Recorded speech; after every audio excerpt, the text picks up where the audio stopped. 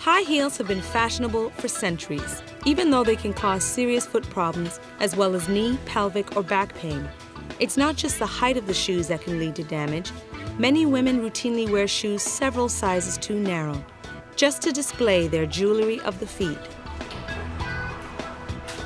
And surgery for the feet right now is so common. It's like getting a flu shot.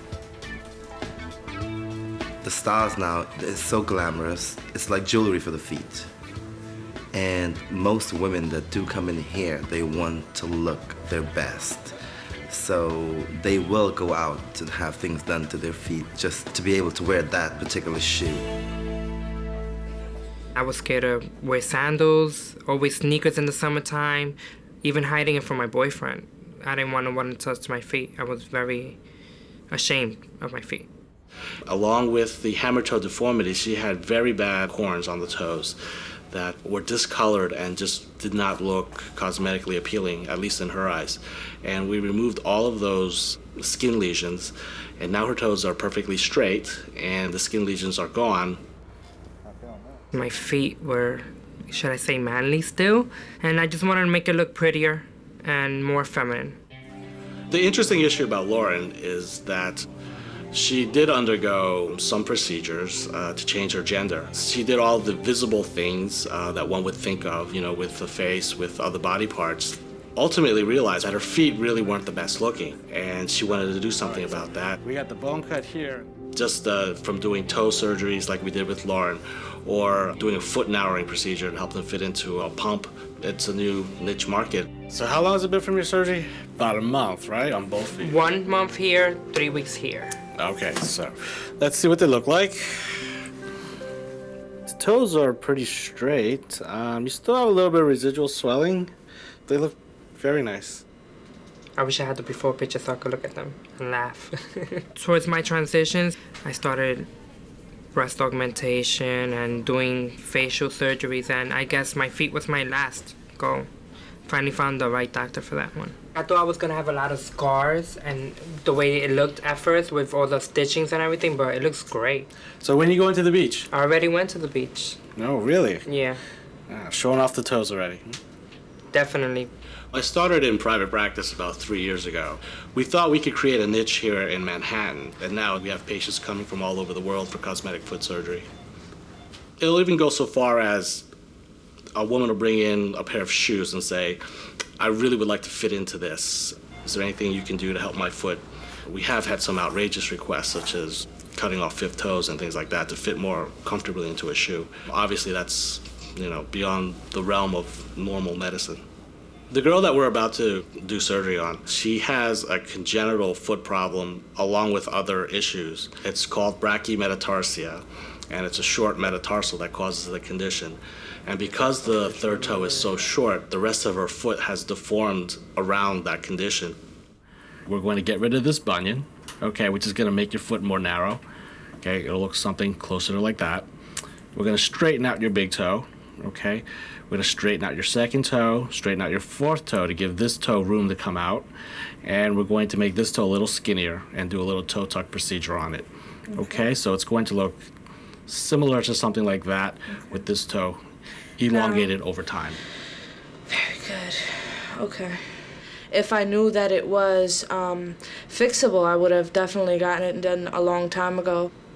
I feel very insecure about my feet, and I'm hoping that that'll change once the procedure is done. I've never, ever wore open-toe shoes, so this is definitely going to be a change in lifestyle. This really needs a lot of this.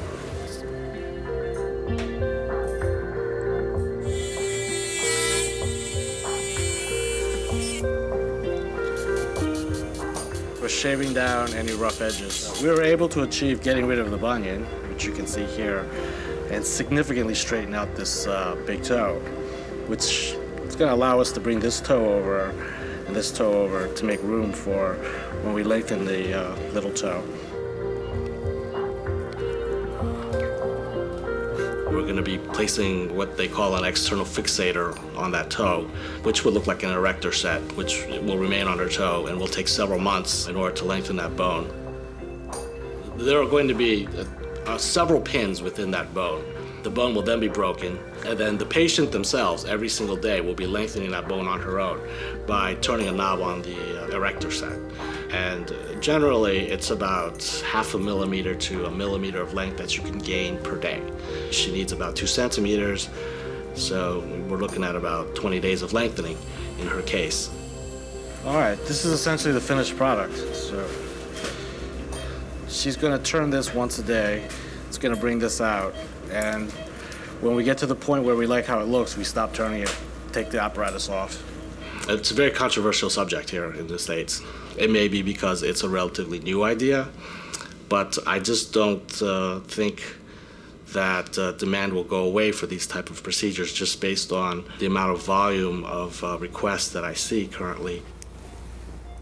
I would say half of the podiatrists in the United States lean towards being against cosmetic foot surgery, whereas the other half are either undecided about it or pro.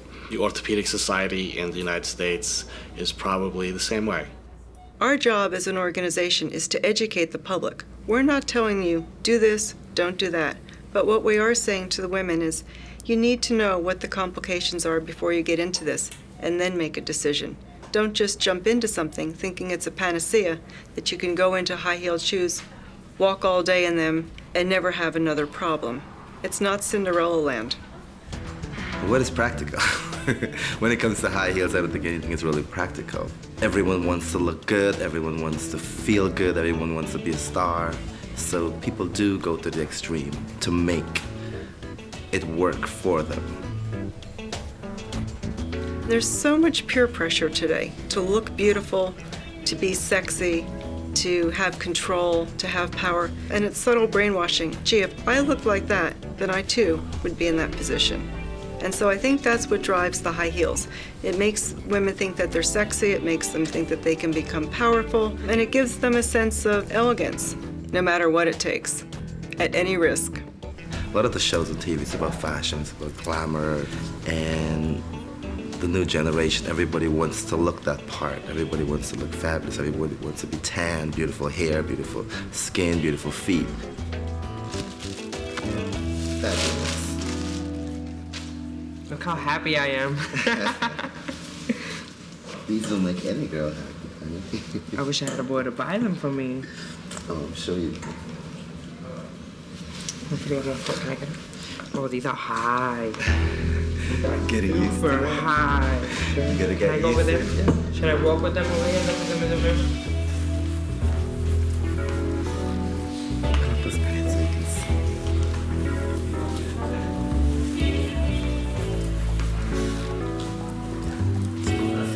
I don't want to move too much because I feel like I'm going to fall. Practice, practice. I look at it as, look what people are going through to wear these shoes. Everybody wants to have that piece of jewelry on their feet. I love them. They're beautiful.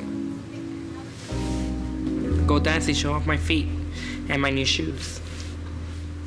The problem here in New York, and I imagine everywhere else in every metropolitan city, is that, you know, fashion dictates what people wear.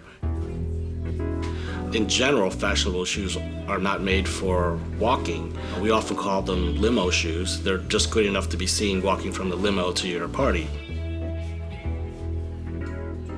Female patients who have had their feet deformed because they've been wearing these shoes and now want to correct those changes, or we'll have female patients who can't wear these shoes and want to have their feet shaped so that they can wear these shoes, and probably down the road their feet will become deformed and we'll have to fix them. But it's actually a vicious cycle. Of course, I'm always thinking, and when I get older, I'm gonna suffer from some type of arthritis, pains, and osteoporosis on my foot.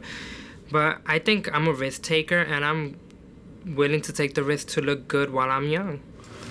Cinderella. I wouldn't even call myself Cinderella. You are a Cinderella, girl. It's a fabulous shoe. Doesn't this shoe make you feel very sensual?